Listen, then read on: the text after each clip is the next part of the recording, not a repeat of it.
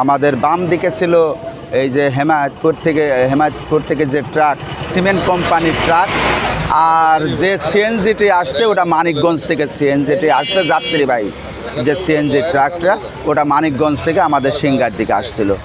তো প্রতিবদ্ধের যে বাম দিকের লেনতে আমাদের যে প্রিমিয়ার সিমেন্ট কোম্পানির ট্রাকটি বামের দিকে ছিল, কিন্তু যাত্রীবাহী যে সিএনজিটি মানিকগঞ্জ থেকে যে সিএনজিটি আসছে সে তার লেন্থ ক্রস করে এই সিমেন্ট কোম্পানির ট্রাকের সামনে ধাক্কা মারে। মাত্র 30% টাকায় জমির মালিক হয়ে নতুন বাংলাদেশের গড়ে তোলার স্বপ্ন দেখা বাংলা বসতি। ধাক্কা মারার ঘটনাস্থলেই আহত হয়েছিল একজন যাত্রী, আর একজনও আহত ছিল।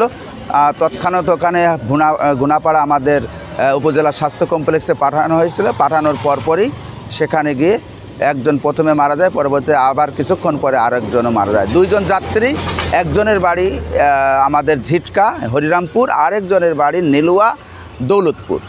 তো এখন আমাদের এই প্রিমিয়ার সিমেন্ট কোম্পানির যে ড্রাইভার হেল্পার তাকেও আর পাওয়া যায় নাই, এবং সিএনজির যে ড্রাইভার তাকেও আমরা পাই নাই।